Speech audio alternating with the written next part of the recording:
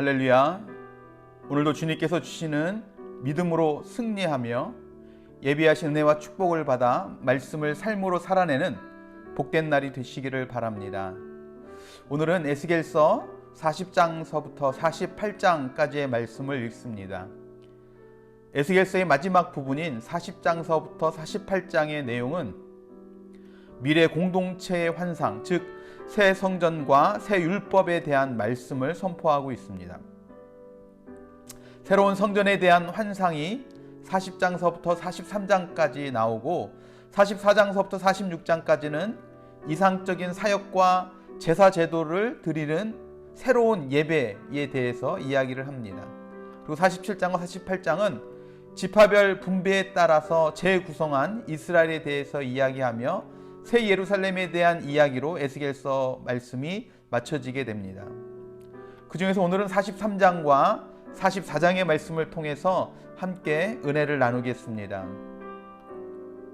에스겔 선지자는 40장부터 시작해서 42장까지 하나님께서 보여주신 새 성전의 규모와 모양에 대한 환상을 통해서 하나님께서는 이스라엘 백성에게 다시금 소망을 주며 무너졌던 성전을 다시금 회복하실 것에 대한 희망을 갖게 합니다. 그리고 이어지는 43장에 와서는 한 걸음 더 나아가서 약 19년 전에 떠나가셨던 하나님의 영광이 새 성전에 다시 임재하는 환상을 통해서 하나님의 자녀로서 또한 하나님의 백성으로서 완전한 회복에 대한 약속을 선포하고 있습니다. 1절서부터 5절까지의 말씀을 보면 에스겔이 다시 동쪽으로 향하는 문에 섭니다.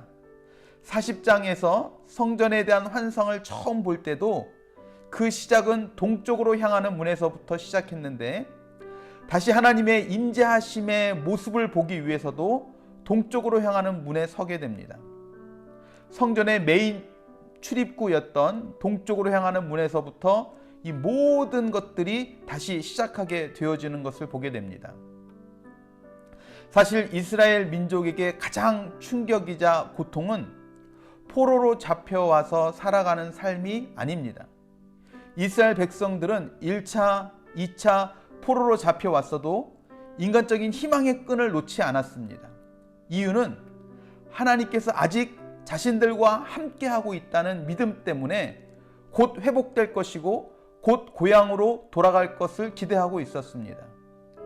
하지만 3차 침공으로 완전히 성전이 파괴가 되고 하나님이 성전을 떠났다는 사실은 이스라엘에게는 더 이상 그 어떤 희망도 없는 절망 가운데 힘든 날의 연속이었습니다. 선민 이스라엘도 하나님께서 계실 때 선민이고 보호받고 하는 것입니다. 성전도 아무리 멋있고 든든하게 설계하고 지었다 해도 하나님이 계시지 않는다면 그것은 그냥 건물밖에 되지 않습니다. 그런 의미에서 에스겔서 43장에서 성전에 다시금 하나님의 임재가 있다는 것은 엄청난 사건인 것입니다.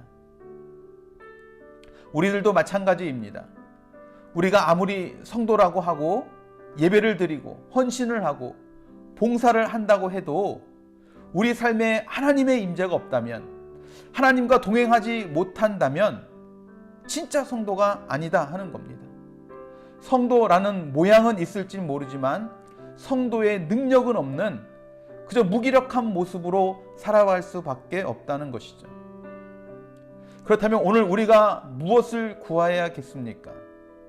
겉모습만 성도의 모습이 아니라 성도의 능력을 행하며 살아갈 수 있도록 하나님의 임재, 성령의 충만함을 구해서 늘 주님과 동행하는 우리들의 삶이 이룩되시기를 주님의 이름으로 축원합니다. 이어지는 44장의 말씀을 봅니다. 1절서부터 3절은 여호와의 임재의 통로인 동문의 폐쇄에 대해서 이야기를 합니다.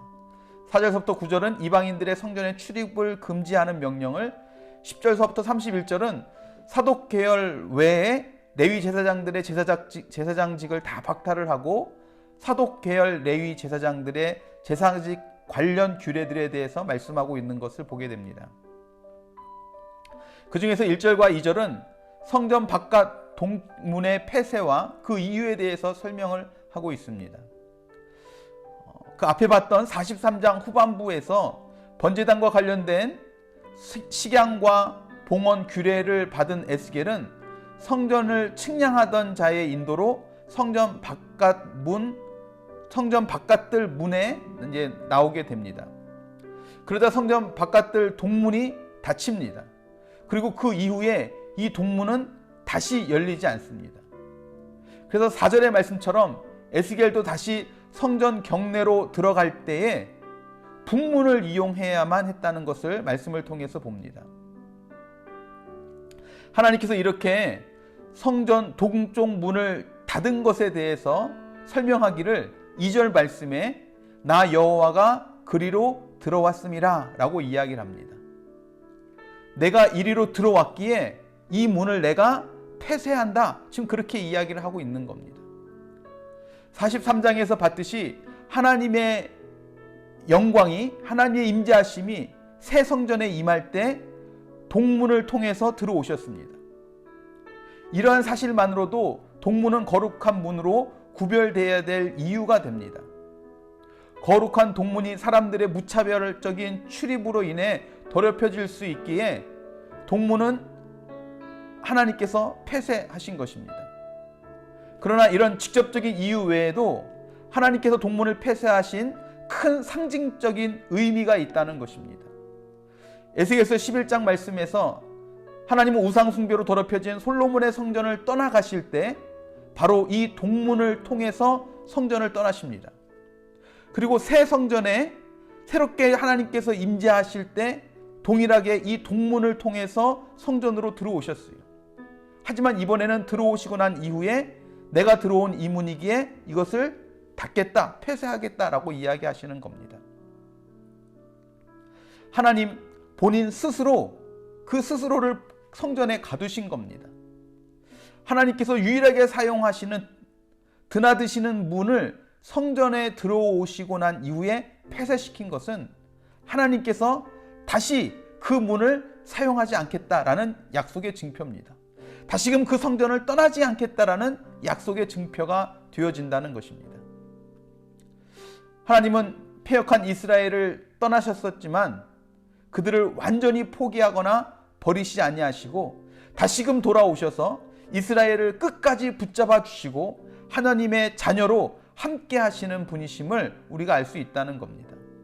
뿐만 아니라 이제는 임마누엘 되셔서 우리와 늘 함께 하시기로 작정하신 분이 바로 우리 하나님이십니다. 그렇기에 우리는 더욱더 거룩하게 살아가야 될 줄로 믿습니다. 결국 내가 얼마나 거룩하냐, 얼마나 내가 구별된 삶을 사느냐가 하나님과의 친밀함, 하나님과의 동행의 유무가 결정되어진다 하는 것입니다. 하나님은 모든 준비가 끝났습니다. 이제 우리가 거룩으로 반응할 때 하나님의 임재와 영광을 경험하게 되어질 줄로 믿습니다. 바라기는 오늘도 거룩한 삶, 구별된 삶을 통해 하나님의 임재하심과 하나님의 영광 가운데 행하는 귀하고 복된 날이 되시기를 주님의 이름으로 축원합니다. 기도하시겠습니다. 사랑과 은혜가 풍성하신 주님, 하나님의 영광과 임재가 다시금 성전에 임하는 모습들을 오늘 말씀을 통해서 보게 됩니다. 하나님, 바라기는 우리 가운데 그와 같은 일들이 있기를 소원합니다. 다시금 우리가 거룩하여지고 구별된 삶의 모습을 통하여서 하나님의 임재하심이, 하나님의 영광이 우리 삶 가운데 체험되어지는 귀하고 놀라운 역사들이 오늘 우리 삶 가운데 이루어지게 하여 주시옵소서.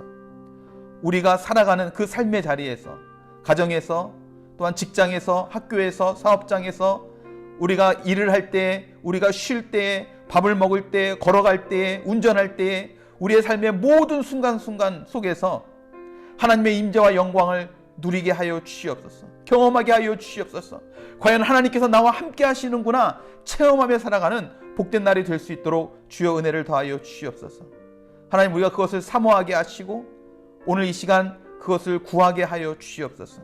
하나님, 오늘 나의 삶 가운데 함께 하셔서 주의 영광을, 주의 임재를 보게 하여 달라는 간절한 사모하는 마음들이 우리들 가운데 있게 하여 주시옵소서. 그렇게 우리 가운데 함께 하시고 은혜 베푸실 주님을 찬양하고 기대하며 사랑이 많으신 예수 그리스도의 이름으로 간절히 기도드렸사옵나이다. 아멘. 아멘. 할렐루야. 여러분, 오늘 하루도 우리 함께 기도하고 말씀 나눴던 것처럼 하나님의 영광과 임재를 체험하는 복된 날이 되기를 바랍니다. 그래서 그런 체험이 그냥 가만히 있다고 이루어지는 것 아니지 않습니까? 오늘 아침부터 그런 사모하는 마음을 가지고 첫 걸음, 첫 시작 하시길 바랍니다. 하나님, 내가 오늘 하나님의 영광과 임재를 보기 원합니다. 그런 간절한 기대와 소망 가운데 살아가실 때 하나님의 그 깊은 영광과 임재를 경험하게 될 줄로 믿습니다. 그런 거룩한 삶이 온전히 이룩되기를 주님의 이름으로 축복합니다. 그리고 여러분들 오늘 많은 사람들과의 관계 속에서 그런 거룩한 모습들이 흘러가고 그래서 그 사람들에게도 그 하나님의 영광의 빛이 비춰지는 그런 귀한 통로로 쓰임받게 되기를 바랍니다. 그렇게 살아가실 여러분 한 분 한 분 주님의 이름으로 사랑하고 축복하고 또 감사합니다.